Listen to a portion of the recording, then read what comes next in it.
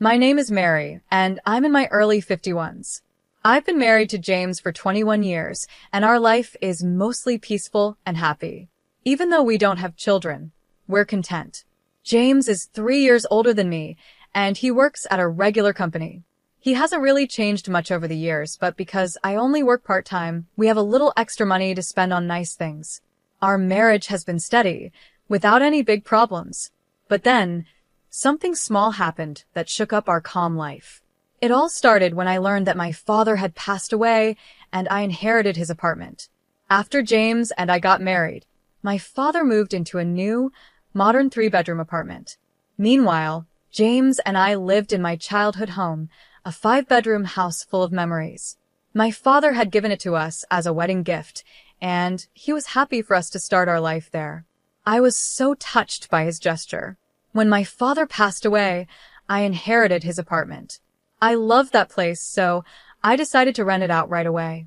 But one day, during a conversation with James's family, an unexpected suggestion came up. Someone said, "Rachel and her kids are living in a small place. How about they move into Mary's 5-bedroom house?" Rachel is James's younger sister. She's divorced and raising 2 kids in a 3-bedroom apartment, which is probably a bit cramped for them. To be honest, my relationship with Rachel hasn't been great. Every time we meet, she makes little sarcastic comments about the fact that James and I don't have kids yet. James and I got married just before we turned 32, and ever since then, Rachel has been making these remarks. As I got older, her comments became even more cutting, like, "You're over 32 and still no kids?" Or, "Don't people see you as less of a woman without children?" What hurt me the most was something she said after my father passed away. She looked at me and said, "It's a shame your father never got to see a grandchild." That really shocked me and left me feeling numb. Rachel is actually 5 years older than me, so instead of a younger sister-in-law, she feels more like an older one. We've always tried to be kind to her and treat her like family, but those remarks really stung.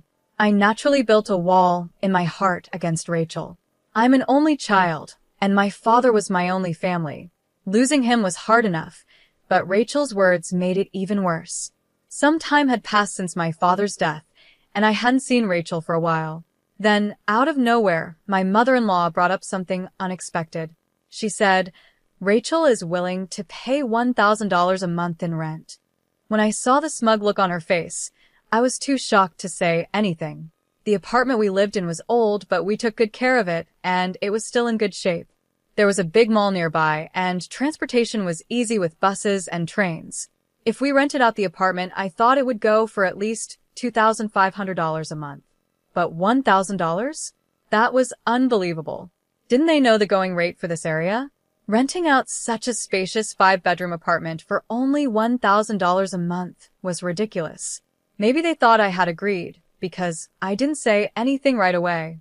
My mother-in-law seemed really excited about the idea and said, "You already have another apartment, right? You can live there instead. Even if you don't renew the lease, Rachel and her kids can move in, so it's all fine. How long is the contract?" James seemed excited too and added, "That's a great idea. The place your father lived is new and perfect for just the 2 of us." At this point, the conversation was moving forward without even considering our thoughts, and I started to panic. I couldn't help but blurt out, "Isn't there an option for all of us to live together in this apartment?" James's parents had a big house, and they were the only ones living there. They even had rooms for both James and Rachel, so I thought it would be fine if they all moved in. After all, they said they wanted a bigger place. Normally, before making decisions like this, you talk with the family. But moving in with James's parents would mean Rachel's kids would have to change schools, and they seemed worried about the cost and hassle of getting new school uniforms and gym clothes. I didn't want to directly say I didn't want to rent the apartment to Rachel in front of my mother-in-law, but I said, "This is my hometown. I can't just leave so easily."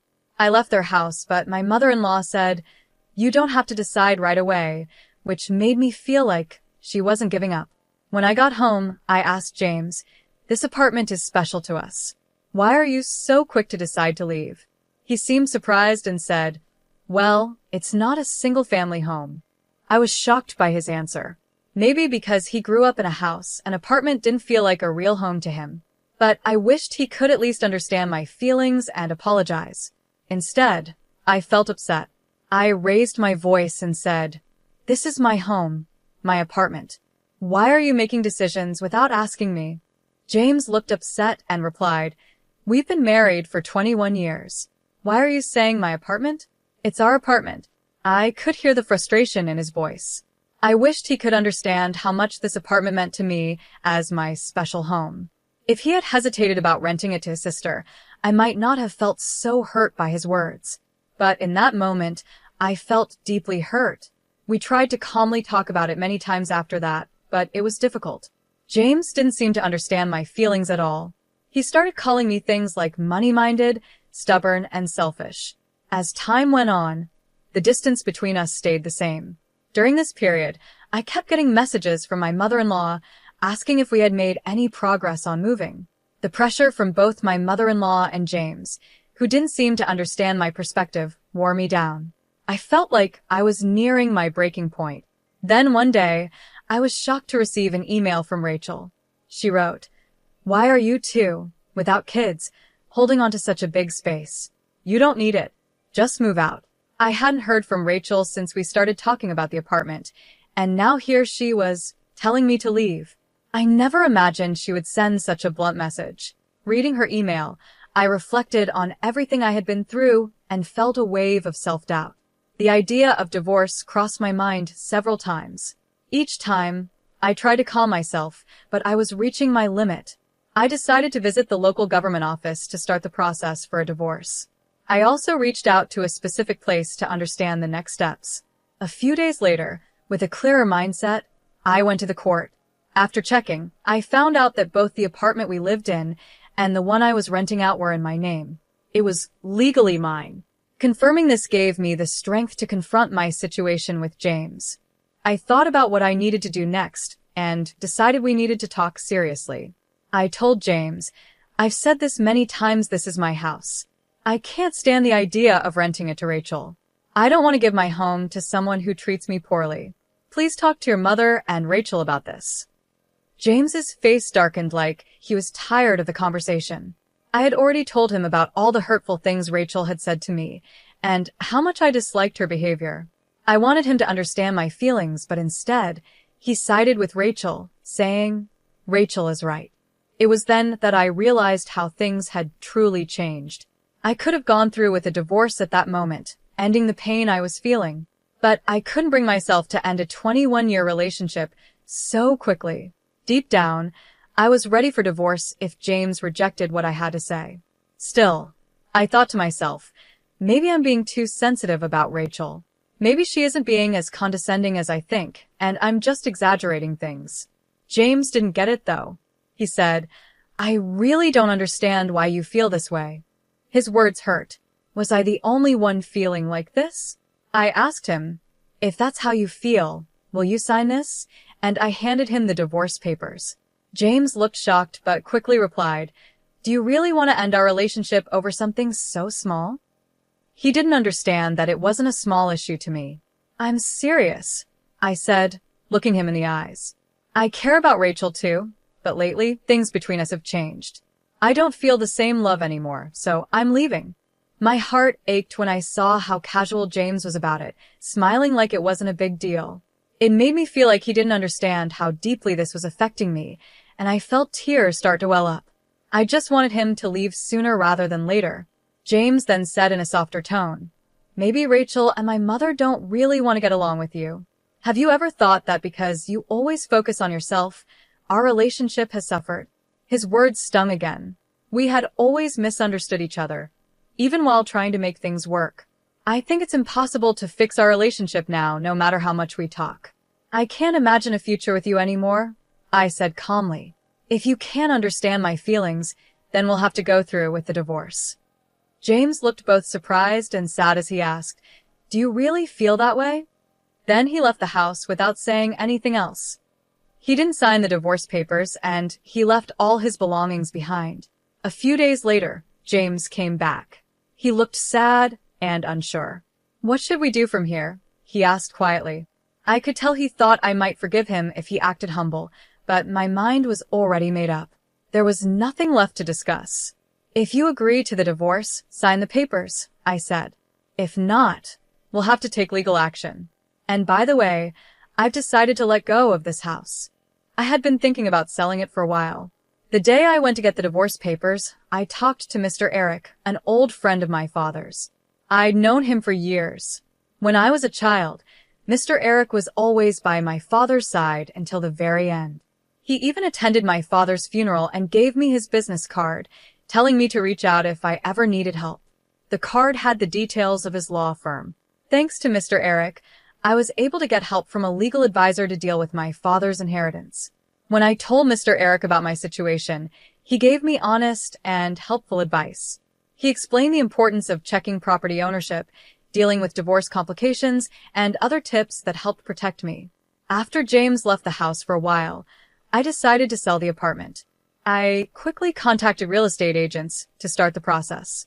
I also informed Mr. Eric about my rocky relationship with James and how he refused to sign the divorce papers. Asked for his help in handling the divorce. When James found out I was selling the apartment, he was shocked and angry. You always said this was our family home. Are you really going to sell such an important place? After all the concern you had about Rachel, you're being selfish, he said. But his words didn't affect me anymore. I looked him straight in the eyes and asked, "Do you have anything else to say?" James seemed surprised but quickly began arguing. Why would you make such a big decision on your own? The apartment may be in your name, but after a divorce, there should be a division of property. This place belongs to both of us, right? James was clearly emotional and desperate, but I calmly smiled and responded, "Actually, this apartment has been in my name since before we got married. I checked with my lawyer, and anything owned before marriage isn't part of the property division." Selling the apartment was difficult, but I didn't want to hold on to painful memories in this home. With the advice from Mr. Eric about property laws, I decided selling was the best choice. When James realized the truth, his attitude changed quickly. "I'm sorry," he said. "This place means a lot to you, but it hasn't been sold yet, right? Please reconsider. Let's give it another try. I'll talk to Rachel and Mom. Just stop the divorce and the sale of the apartment." As I listened to him plead, I found myself wondering why I had stayed with him for 21 long years. I was shocked that I had chosen someone like him. Don't try to act nice now.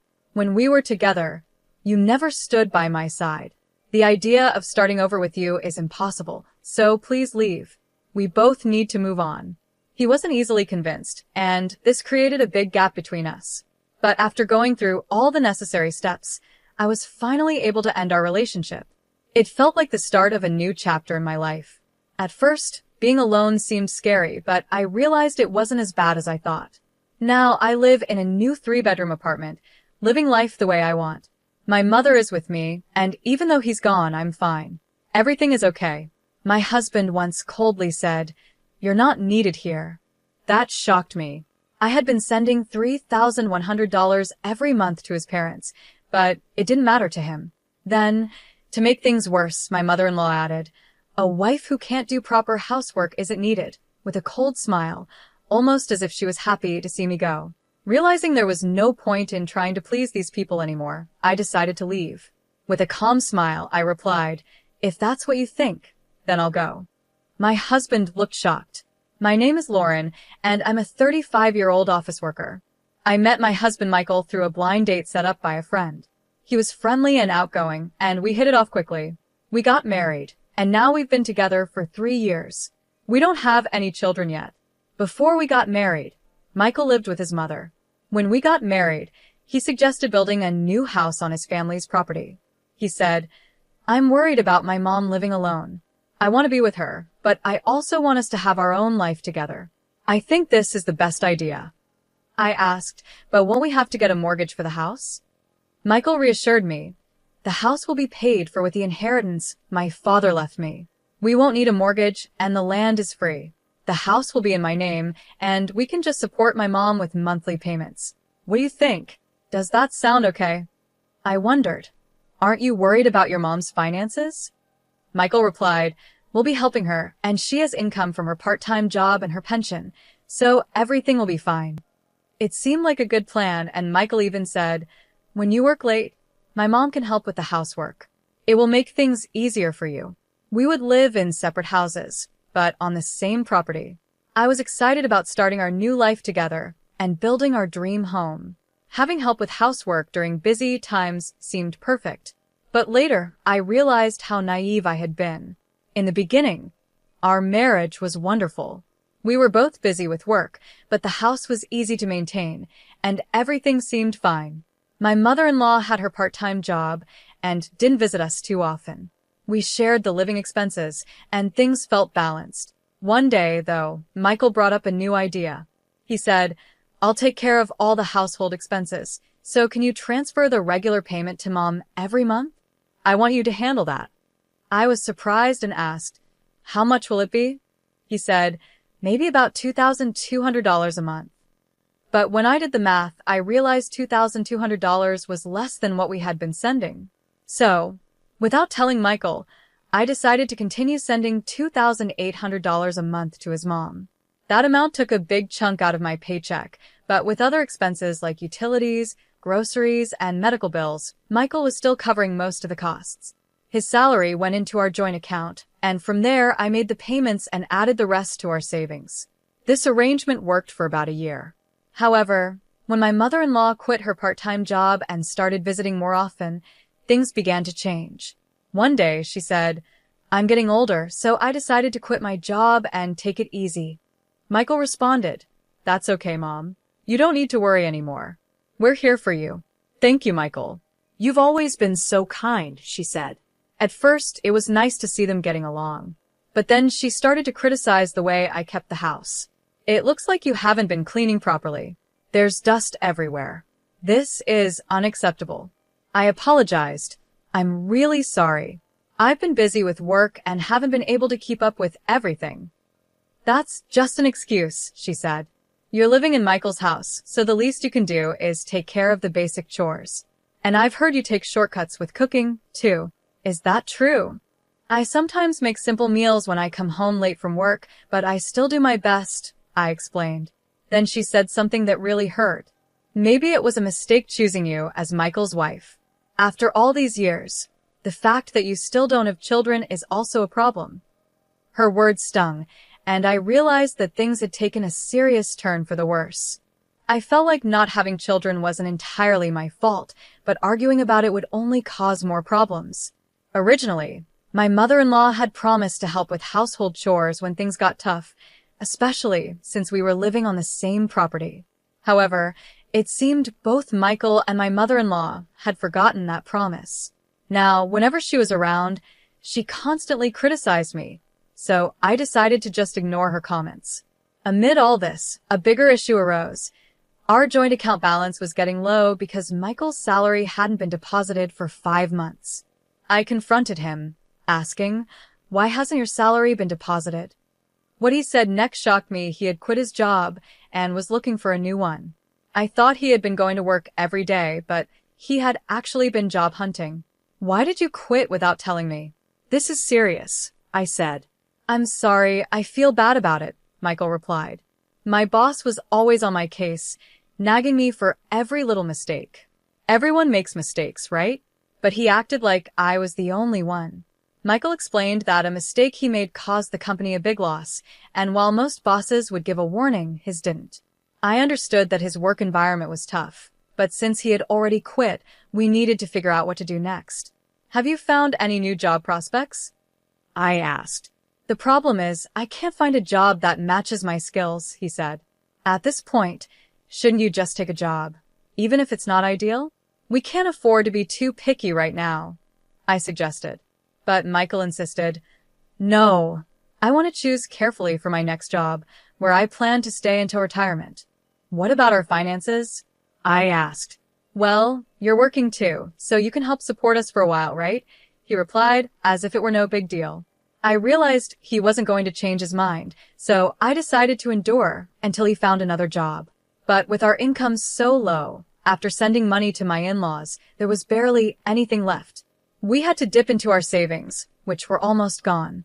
To make up for this, I decided to work more hours to increase my income. Luckily, my workplace valued me, and they agreed to let me work overtime. However, when I returned home late, my mother-in-law would often be waiting for me, ready to criticize. I couldn't help but wonder, how did it come to this? I can't believe a daughter-in-law doesn't do any housework, my mother-in-law said angrily. I'm sorry, it's because of work, I tried to explain. Making excuses, going out to play, and then asking Michael for more money? I need money for living expenses and the remittances. My salary alone isn't enough, I said. Hearing this, my mother-in-law got even angrier, complaining about just $2,800? You live in Michael's house for free and don't even do any chores. Unbelievable. It was shocking to me that she thought $2,800 was nothing. I worked hard to earn that money. It seemed like she took the monthly payments for granted and didn't appreciate their value. She added, because you don't do the housework, I have to, or Michael suffers.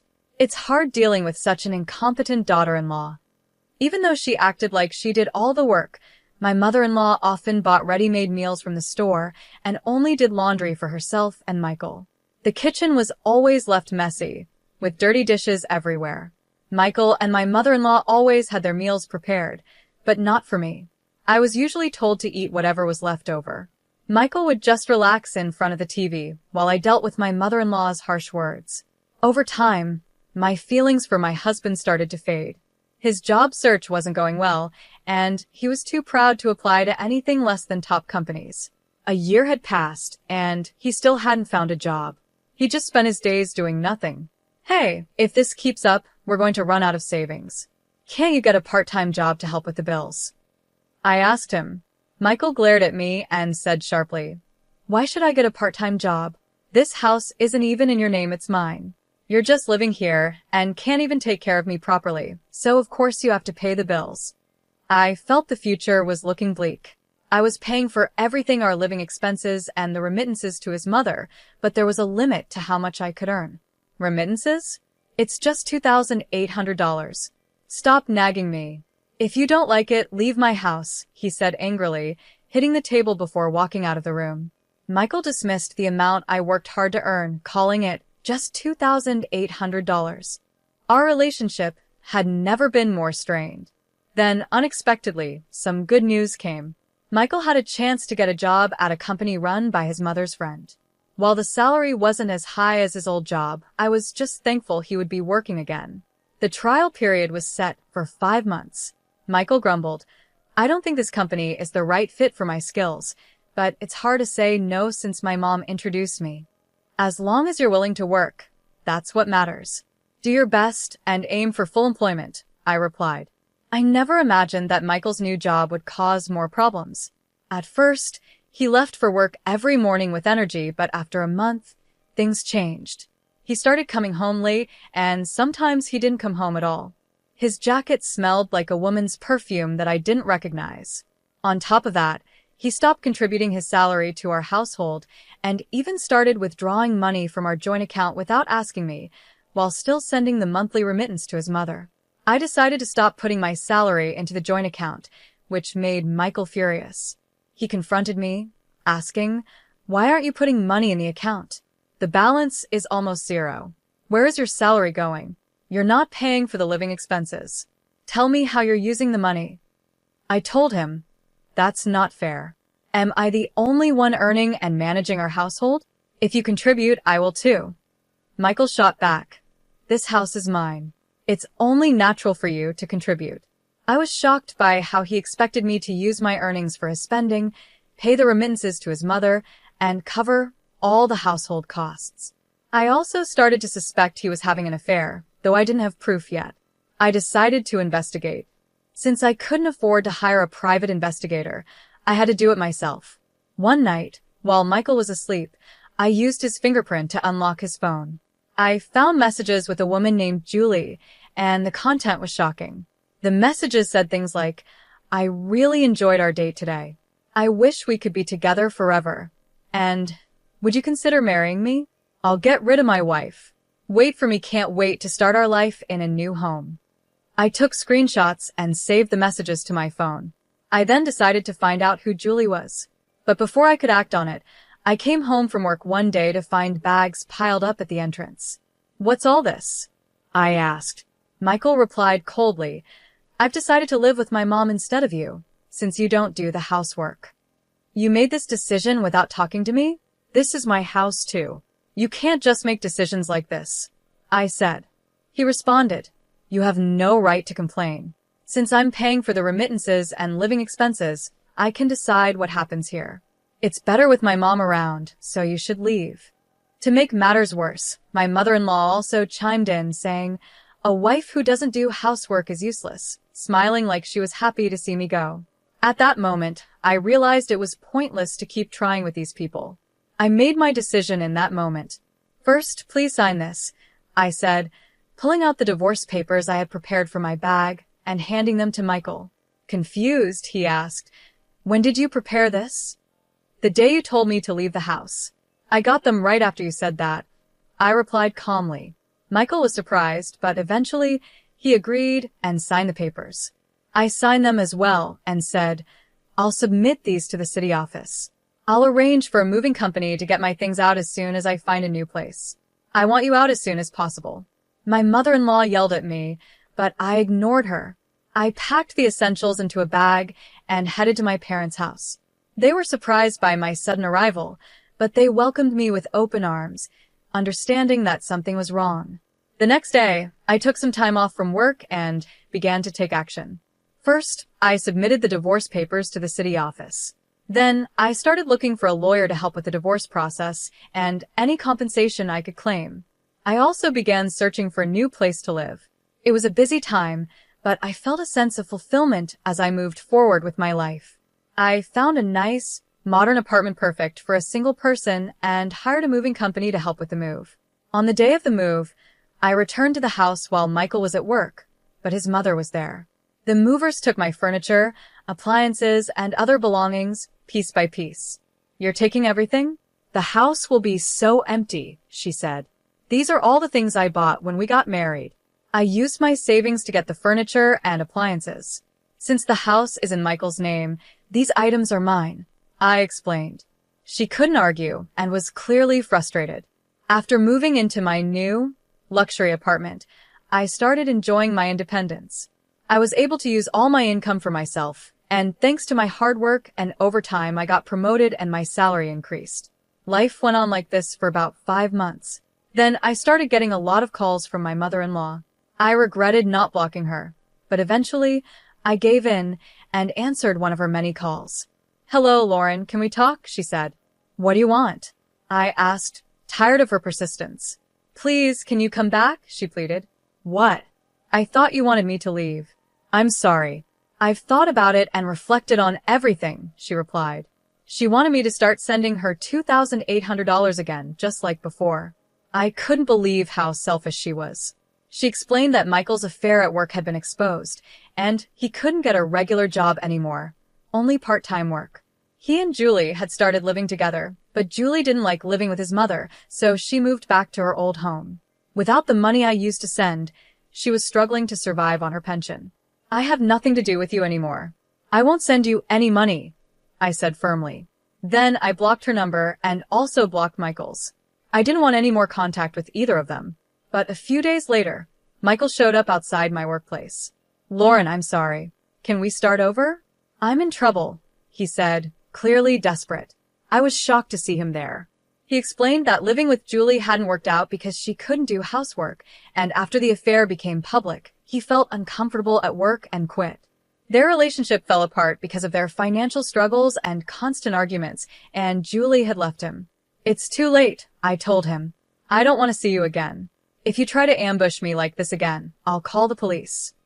He shouted, "Wait," as I walked away, but I ignored him and went home. Later, with the help of my lawyer, I received $50,000 in compensation, and Julie paid me an additional $210,000.